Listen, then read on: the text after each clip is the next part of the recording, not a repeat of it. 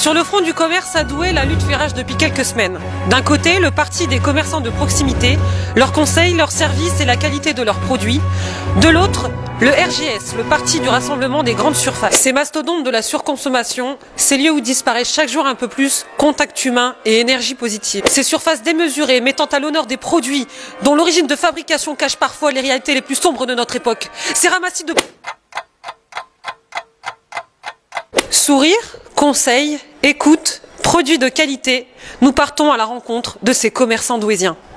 Alors dites-moi Savine, pourquoi avoir fait le choix du commerce de proximité ? Pour être plus proche des clients, pour être vraiment en contact, pouvoir les conseiller. Le commerce de proximité, c'est pour rencontrer des vraies personnes, des vrais gens, leur faire plaisir quand ils viennent manger. Alors moi j'encourage en fait les clients à découvrir nos commerces de proximité. Pour le contact humain, pour pouvoir mettre un nom derrière chaque cliente.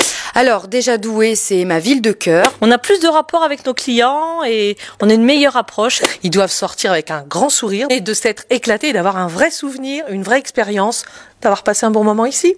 D'avoir un bowling de 3200 m² en plein centre-ville. Les habitants de Douai, je veux dire, n'ont pas à prendre leur voiture, faire 10 km avec tous les risques que cela comporte. Et surtout les jeunes, on a des facultés, ils peuvent venir à pied et pour moi c'est vraiment l'essentiel. Proche et le centre-ville, de toute façon, c'est la vie. Oh, nous sommes une maison enracinée à Douai depuis 1829, 5e génération. Et nous avons toujours eu le parti pris du conseil, de l'écoute du client. Chez vos petits commerçants pourraient découvrir nos conseils et nos sourires également. Nous sommes en compagnie de Catherine, secrétaire à l'Union du Commerce. Bonjour Catherine. Bonjour. Alors nous allons rencontrer un groupe de jeunes douaisiens qui vont nous parler des perspectives d'avenir pour le commerce de proximité à Douai, c'est cela ? C'est bien cela. Eh bien je vous suis. On y va.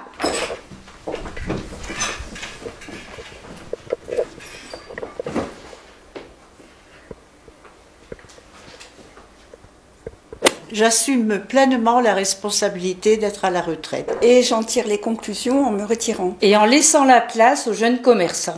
Alors dites-nous, si vous êtes élu, quelles actions allez-vous proposer ?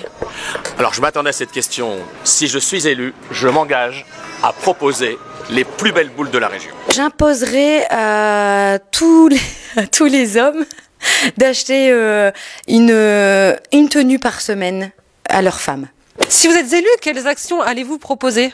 Moi, je veux que tous les maris, si je suis élue, offrent un bouquet à leurs femmes avec les petits croissants tous les dimanches matins. Ça, c'est de la poudre de perlimpinpin. Si je suis élue, je rendrai la vie en plus jolie. Si vous êtes élu, quelles actions allez-vous proposer ? Bon, on va voir comment je fais. Je vous demande de vous arrêter. Mon parti, c'est la cuisine, avec nos instruments, voilà, les instruments qu'on vous a conseillés. Je vous demande de vous arrêter.